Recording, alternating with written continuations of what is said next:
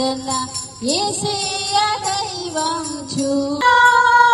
పరిశుద్ధుడు పావనుడు ప్రేమించెను ప్రాణమిచ్చెను పరిశుద్ధుడు పావనుడు ప్రేమించెను ప్రాణమిచ్చెను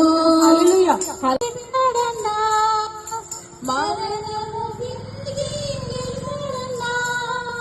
మహిమ ప్రభు మృత్యుంజయుడు క్షమించెను జయమిచ్చెను. చేయమని దేవ మా ప్రభువా, నమ్ముటి నీ వలనైతే నమ్మవారి సమస్తం సాధ్యమని మీ వాక్యం ప్రకారంగా మేము అడిగిన ప్రతిదీ యేసుక్రీస్తు వారి శక్తిగల నామమున ప్రార్థించి పొంది ఉన్నాం మా పరమ తండ్రి. ఆమేన్.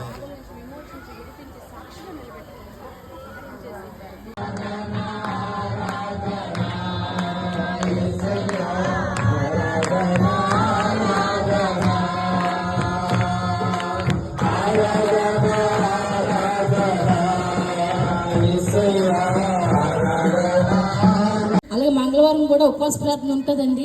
మరి సిస్టర్ గారు ప్రేయర్ చేసిన తర్వాత ఎన్నో అద్భుతాలండి, చాలా అద్భుతాలు మేము చూసాము. అలాగే మీకు ఏ సమస్యలు ఉన్నా మరి మా పత్రికలు మరి మీ దగ్గరికి వస్తున్నాయండి.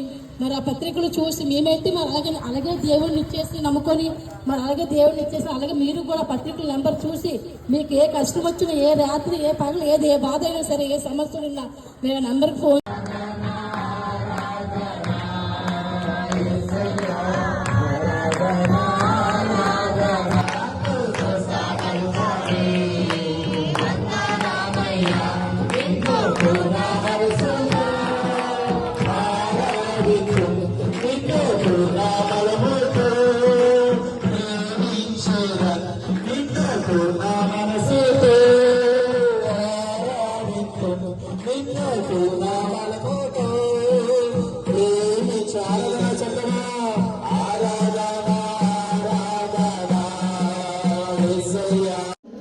నా రక్షణ సాక్ష్యం ఏంటంటే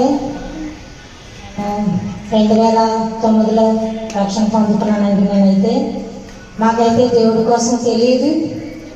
ఫుల్గా మేము విరారాధికుని. అలాగే ఒక్కగానొక్క దినము పాస్టర్ గారు మా పక్క వచ్చి ఇలాగే సువార్త చేసి పత్రికలు ఇచ్చారండి. పత్రికలు ఇచ్చేటప్పుడు నేనైతే అనేదాన్ని యేసుబాబు అలాగే చెప్తారు, ఆ దేవుని నమ్ముకున్నాను అలాగనేసి నేను కొంచెం వ్యతిరేకంగా ఉన్నప్పటికీ కూడా అమ్మగారు వచ్చి, అమ్మ ఈరోజు కాకపోయినా ఎప్పటికైనా సరే మీరు యేసు ప్రభుని మీరు ఏది చేసినా మనసులో కలుసుకొని మీకు ఏది అవసరం ఉన్నా మేము పత్రిక ఇస్తున్నాం కదా, దాని మీద ఫోన్ నెంబర్ ఉంటుందమ్మా, మీకు ఎటువంటి అవసరమైనా ఫోన్ చేసి ప్రార్థన చేయించుకోండి అనేసి పాస్టర్ గారు వచ్చి మా గొడ్డు మీద పత్రిక పెట్టేసి వెళ్ళిపోయిన సమయంలో మా పాప అయితే తీసి లోపల పెట్టిన తర్వాత మాకైతే అసలు యేసుప్రభు అంటే అసలు ఏది కూడా తెలియలేని సమయంలో అన్ని విషయాల్లో కూడా చాలా ఇబ్బందులు మేము పడిపోయాము. చాలా ఆర్థికంగా బలహీనతల్లో, రోగాల్లో చాలా ఆర్థిక ఇబ్బందులు మేము పడిపోయిన సమయంలో ఎటు ఏ దిక్కు లేదు, ఏ ఆధారం లేదు. నా అనుకున్న అందరూ కూడా ఉండేటప్పుడు ఏంటంటే అన్ని దిక్కులు అన్నీ ఉండేటప్పుడు అందరూ చేర్తీశారు. ఒకనొకప్పుడు నా భర్త చచ్చిపోయేటప్పుడు 2 బిడ్డలు చనిపోయారు. నా పిల్లలైతే ఆ సమయంలో ఏంటంటే నేను పొంగిన వేళ, కన్నీరు విడిచిన వేళ నా అనుకున్న నా తల్లిదండ్రులు కూడా నన్ను ఓదార్చలేదు, ఏ విషయంలో కూడా ఓదార్చలేదు. ఇంకా నాకైతే ఏమీ తెలియదు. అన్నీ నా భర్త చూసుకునేవాడు, అన్నీ చేసేవాడు. నేనైతే ఇంట్లోంచి బయటకు వెళ్ళి కూడా ఏమి తెచ్చుకునేది కూడా నాకు తెలిసేది కాక మరి మన కొరకు చనిపోయి తిరిగి లేచిన దేవుడు ఆయన సత్యము అందరికీ తెలుసు. అందుకే కుమారుడైన యేసు రక్తము ప్రతి పాపము నుండి ఏమంటారంటే మనల్ని చదవండి వాక్యాన్ని పవిత్రులుగా చేయను.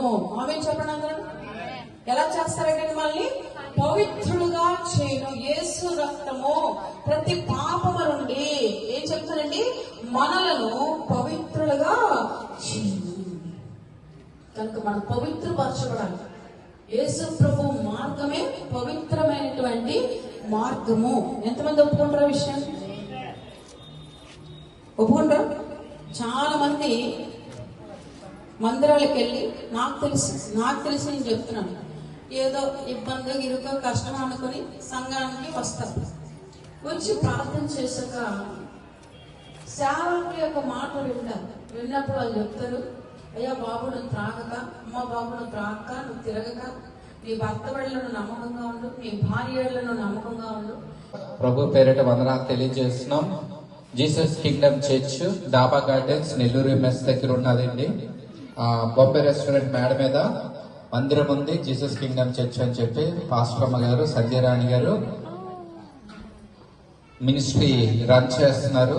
దేవుడి సేవలో వైజాగ్ పట్టణంలో బహుబలంగా వాడబడుతున్నారు.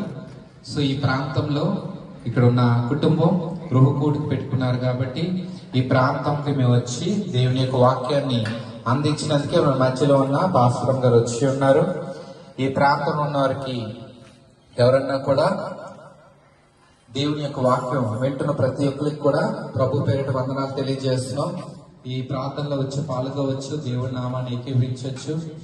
అదేవిధంగా ఎవరికైనా ఎటువంటి సమస్యలున్నా, అప్పులతో నలిగిపోతున్నా, ఆరోగ్య పరిస్థితుల్లో ఉండి స్వస్థత కావాలని ఆశపడినా దేవుడు ఏంటంటే వచ్చిన మాకే కాదు మీ అందరికీ కూడా ఈ యొక్క వాక్యం మీకు అందించబడుతుంది. కాబట్టి ఎవరన్నా వచ్చి ఈ యొక్క ప్రార్థనలో పాల్గొవచ్చు. దేవునికి మహిమ కలుగును గాక. హల్లెలూయా చెప్దాం, హల్లెలూయా అని.